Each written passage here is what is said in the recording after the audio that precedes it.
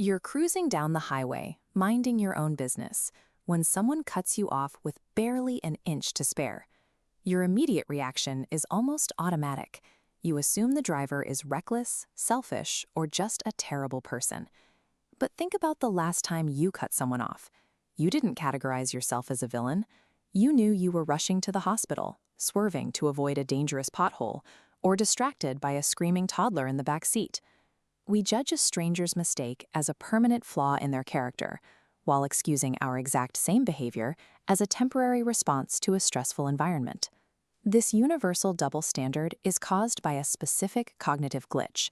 Psychologists call it the Fundamental Attribution Error.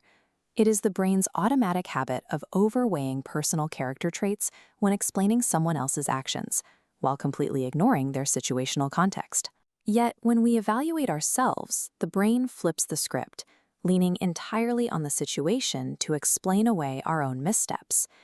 This cognitive blind spot warps how we perceive every human interaction, distorting our judgments in our offices, in our personal relationships, and in our courtrooms.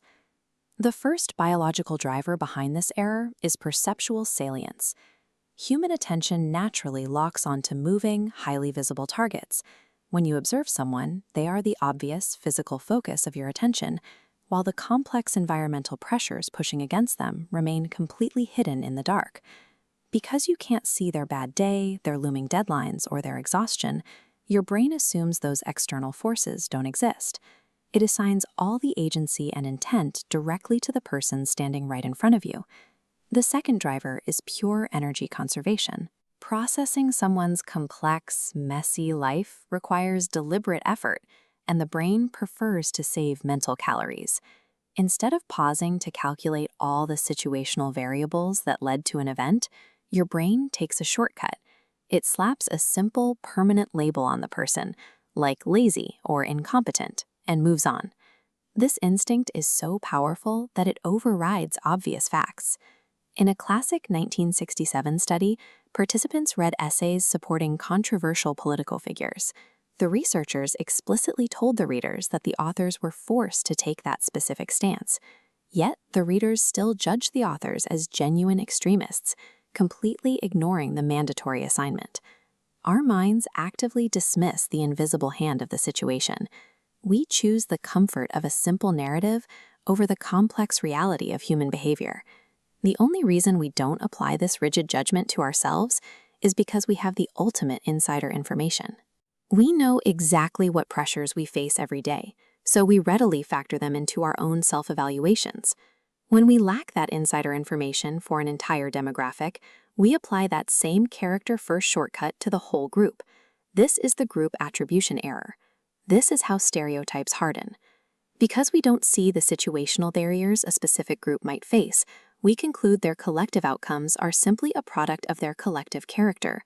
We allow ourselves the grace of a shifting context, while trapping everyone else in a box of permanent flaws. We are motivated to keep this box closed by the just world fallacy. We want to believe the world is fair and that people get exactly what they deserve. If we can blame a victim's character for their misfortune, we can reassure ourselves that as long as we have good character, those same tragedies can't happen to us. By ignoring context at scale, we stop seeing individuals and start seeing types. This is the mechanism that turns a simple mental shortcut into systemic prejudice and the pervasive habit of blaming victims for their own misfortune. Overriding this biological habit requires a conscious intellectual pivot. Behavioral scientists use a concept called the local rationality principle to short-circuit the brain's default judgments. The principle states that people's actions are almost always reasonable, provided you view them strictly through the lens of their specific hidden context, their available knowledge, and their immediate pressures. To trigger this, use the substitution test. Place yourself inside the chaotic environment of the person you're judging. Ask, if I were in their shoes, facing their exact pressures and missing information, would I behave similarly? Often, the answer is yes.